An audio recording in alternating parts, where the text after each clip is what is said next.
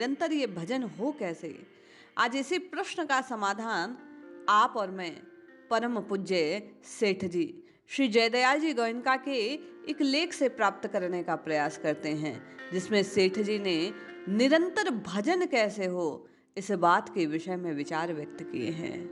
जो भगवत प्राप्त महात्मा हैं, उनके द्वारा बतलाई गई बात साधना के पथ को प्रकाशित करने वाली है। उन्होंने जो जिया वो लिखा और वही बताया। उस पद पर चलकर उसका अनुसरण करके आप और मैं भी उस आनंद को, उस शांति को, उस परमानंद को प्राप्त कर सकते हैं। जय श्री हरि। पूज्य गुरुदेव के चरणों में बारंबार प्रणाम। सेठ जी कहते हैं, हमने सत्संग में बातें तो बहुत सुन ली, पर मन का भाव न बदला, और भाव बदले बिना साधक ऊंचा नहीं उठता। उसकी सेवा हित करने का भाव रहना चाहिए, इससे जल्दी उन्नति होती है। जब सेवा सबकी करने का भाव हृदय में हो। अब ये भाव रखकर निरंतर भजन हो कैसे? सेठ जी उत्तर देते हैं कि जिनका भगवान में प्रेम है या जिन आदमी के निरंतर भजन होता है, उनके साथ रहने से निरंतर भजन हो सकता है। नाम जप से बढ़कर और कोई चीज नहीं, तो वही उसके लिए सबसे बढ़कर है। नाम जप में अलौकिक आनंद आने लग जाएगा, फिर नाम जप छूटेगा नहीं। भगवान के नाम से बढ़कर और कोई चीज नहीं, ये बात शास्त्र महापुरुष कहे तो मान लेनी चाहिए। जैसे वकील है, उसको हम हस्ताक्षर कर देते हैं, अपना गला उसके हाथ में देते हैं, अपनी मर्जी से उसको रुपए भी देते हैं और सिफारिश भी करवाते हैं।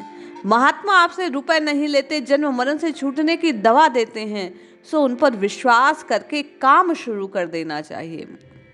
सेठ जी कहते हैं, जैसे डॉक्टर के कहे अनुसार उस पर विश्वास करके उसके कहे अनुसार काम करते हैं, इतना विश्वास भगवान पे करके उनकी शरण हो जाएं तो काम बन जाते हैं।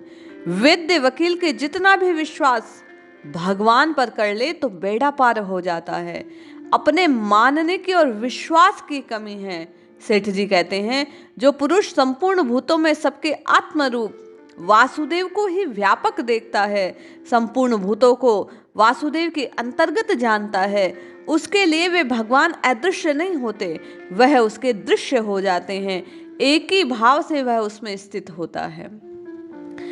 उसके पहले का आधा श्लोक बहुत है। जैसे बादल में आकाश और अणु मात्र की जगह ऐसे नहीं जो आकाश से रहित हो, ऐसे ही संसार में भगवान है।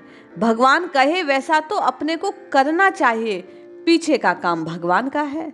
जब करने वाले के आनंद और शांति आप रहेगी। अगर आपके आनंद और शांति नहीं रहती तो जब अभी वैसा नहीं होने लगा। जब आप ही होने लग जाएगा, तब आनंद शांति अपने आप आने लग जाएगी। जब तक नाम जप अपने आप नहीं होता, तब तक आनंद और शांति में कमी होती है।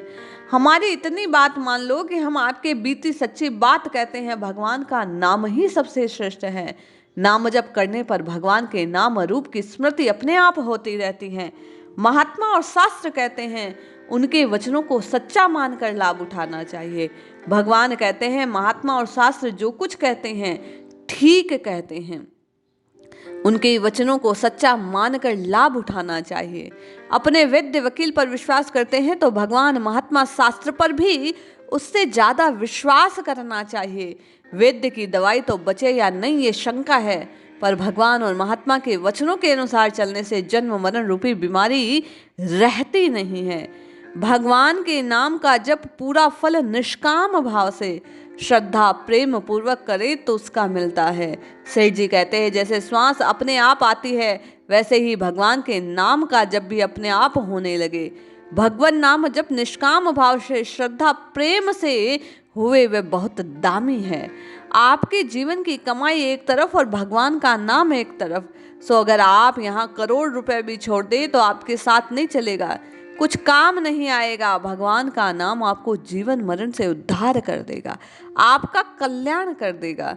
सेठ जी कहते हैं मरने के समय भगवान का नाम लेवे, बिना श्रद्धा प्रेम के भी लेवे तो उसका कल्याण हो जाता है।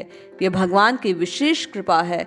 चाहे वह कितना ही महान पापी हो, अगर मरने के समय उसको भगवान का स्मरण रह गया तो उसका कल्याण हो जाएगा। मरते समय किसी पशु पक्षी की आवाज आती हो तो उसको हटा देना चाहिए, शोर नहीं मचाना चाहिए। कुत्ता चिड़ियों को हटा दे। मरने के समय यदि पशु पक्षी का स्मरण हो गया तो वही बनना पड़ता है।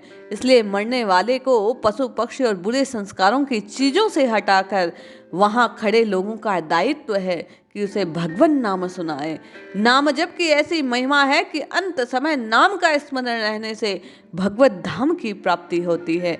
इसलिए रटते रहिए, जपते रहिए और अपने स्वभाव में नाम को आधार बनाइए। निश्चय ही आपका कल्याण होगा। जय श्री हरि।